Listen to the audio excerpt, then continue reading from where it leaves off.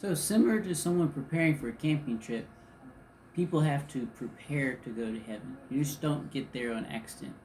To do so, you must avoid the pitfalls and the dangers. And the only way you can do that is through prayer and having God's Spirit in your life to avoid those mistakes. So, I'm going to pretend to be Peter right now and share that with you. Hi, my name is Peter. I am one of Jesus' disciples, and one day after a Passover meal, Jesus called us to go to Gethsemane to have a prayer. This is one of the most life-changing moments in my life, and not just my life, but for everyone out there and everyone here. It was a very important event in all of our lives. So let me share that with you today.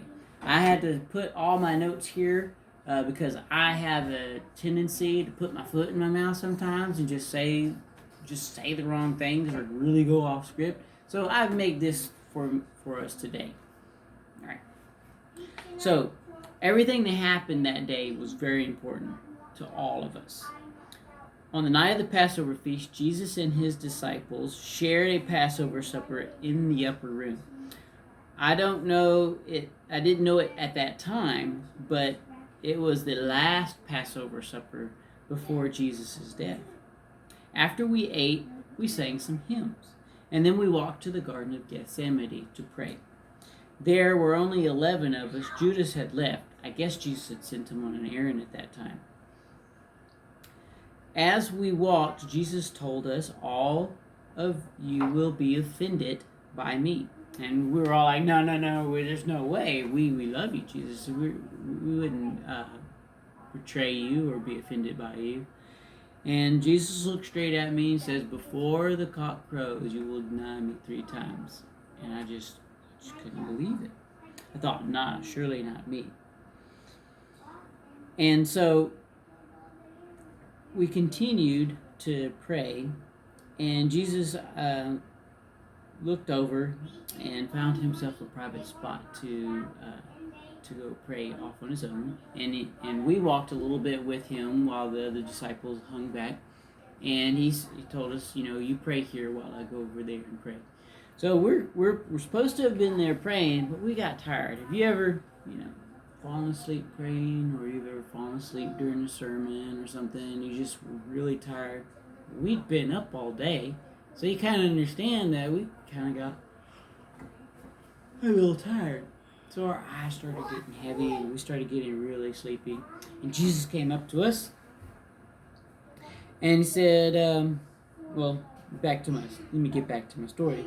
When we reached the garden, Jesus told us to sit and wait, and we didn't do that very well. We'd actually fallen asleep.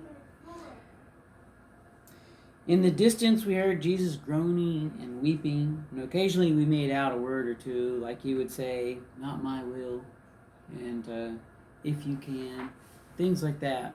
But I started losing some of my attention because I started to fall asleep. Soon James was snoring, and then John. I didn't snore, because I never snore, but I did rest my eyes, intending to take just a short little nap.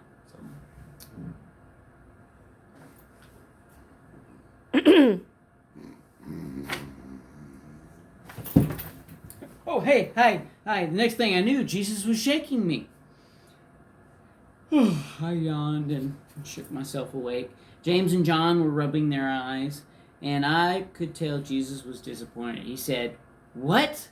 Could you not stay up and watch for 1 hour? Watch and pray, that you enter not into temptation. The spirit is willing, but the flesh is weak." Jesus turned and he went back to his private prayer spot. And I really did. I tried to stay awake. But I just kept getting sleepy. And my eyes getting heavier and heavier.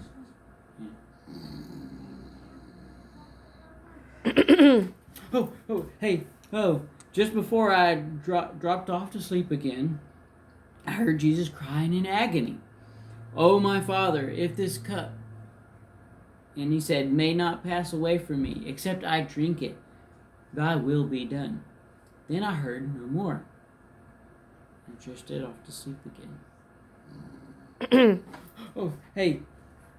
Before I opened my eyes, I knew someone was watching. I squinted my eyes and I tried to pay attention. I stretched and yawned, and it was Jesus. His brow was glistening with little drops of blood. Blood! He prayed so hard that there was drops of blood coming from him. Before I could get my senses together to ask, Jesus shook his head and walked away. I had the feeling I had failed and I missed something important. Almost immediately, I fell asleep again.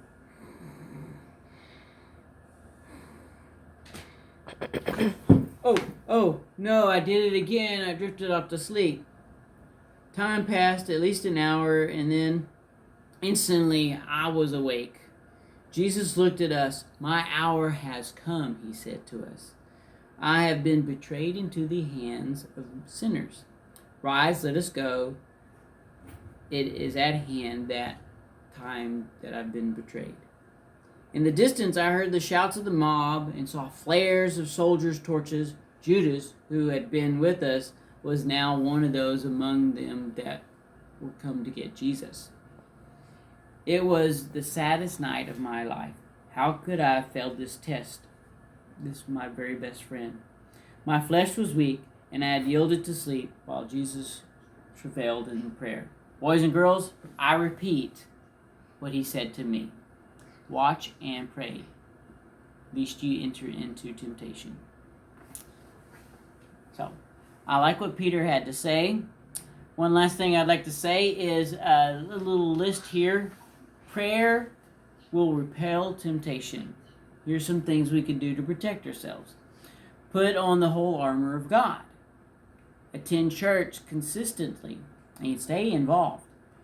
Avoid people and things, and avoid those people, especially that will pull you away from Jesus.